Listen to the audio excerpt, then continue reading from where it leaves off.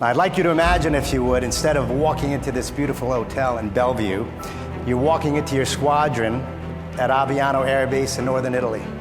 And you're flight planning for tomorrow's mission, and the loudspeaker blares, "Attention in the squadron, Commander Dave Goldfein has just been shot down over enemy territory.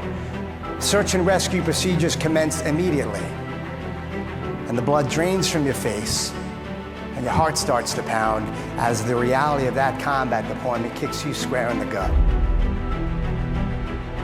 We briefed up this mission. I'm scared to death. I'm walking onto the tarmac. We're going master arm hot in 1 hour. They're gonna try to kill me. I never experienced that before. And he knew I was scared. And he said, "Waldo, let's go get him today. Stay in position, follow the plan. I'll lead you to the target." He was asking me to trust him. And he was also asking me a question. And that question is this: can I depend on you? Wingman 2 defending, missiles in the air, right 3 o'clock, braking right, braking right. You bring your nose back up, check right, another 30 degrees. The missiles are getting closer and closer. You start to panic, wondering if you're gonna get shot down. 10 seconds later, that radar warning receiver turns off. They lose lock on your aircraft, and those missiles explode like 4th of July fireworks 1,000 feet from you. It felt like from me to you, man. What happens to anybody, a fighter pilot, a sales manager, a parent, a healthcare provider, is when the pressure becomes so great, you can get beaten down a little bit. You can lose confidence, you lose resilience, and you start easing back on the throttle of success when you know you have to be pushing it up.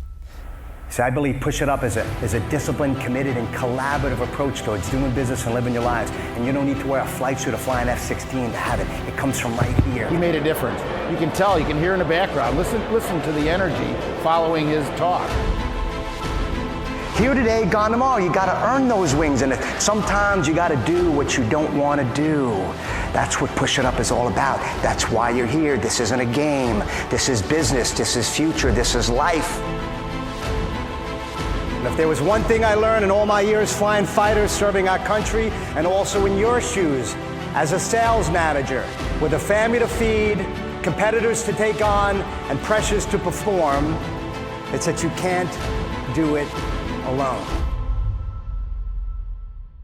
He came up to me, I'm waiting for him to chew me out. He's like, "Waldo, how's it going?" I said, "Psycho, sir, sorry I was late, won't happen again."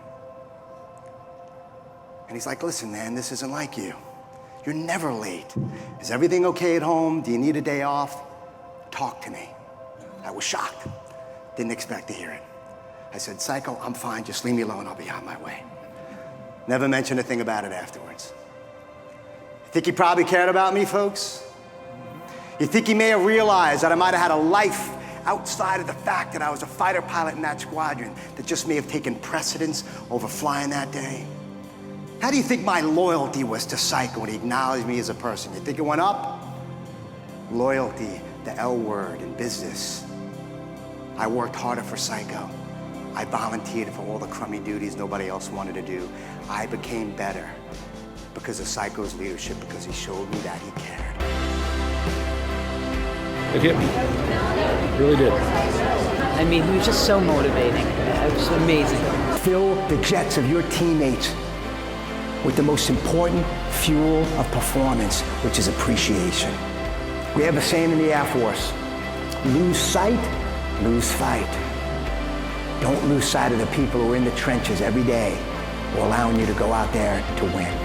A lot of what I share are the struggles that I've had, the relationship faux pas that I made, the embarrassing moments, the things that I felt humiliated about. Why? Because it showcases the leaders who had the courage to tell me what I needed to hear and not what I wanted to hear. Realized I had something called claustrophobia. Probably not the best thing for a pilot to have, would you agree?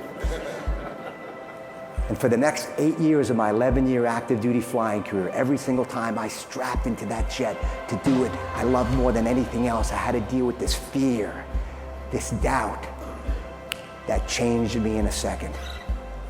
Have you ever been in a situation where everything's going great for you, and that conversation, the discussion, the news changes everything? Are you gonna quit on your dream?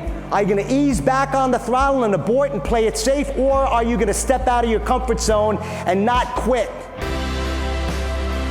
He did just a phenomenal job motivating, inspiring, and giving the team really a clear blueprint around the value of commitment, the value of teamwork, and most importantly, the value of being a great wingman.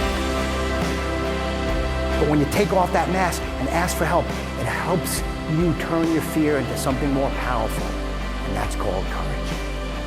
Courage to push up that throttle when you know the missiles are coming. To push up the throttle, release the brakes, and take off. And to turn that fear into courage to take action. And that's the message that I want to leave you with. It's not about philosophy, it's about facing our fears and growing, stepping off the diving board, pushing up the throttle. That's where life is. You're having a tough day. Remember what it is that you're fighting for. The families you serve, who you coach, so that they can come home, hug their parents, and live their dreams. When I say commit, commit, will you be there for me? Will you execute the plan? And will we win?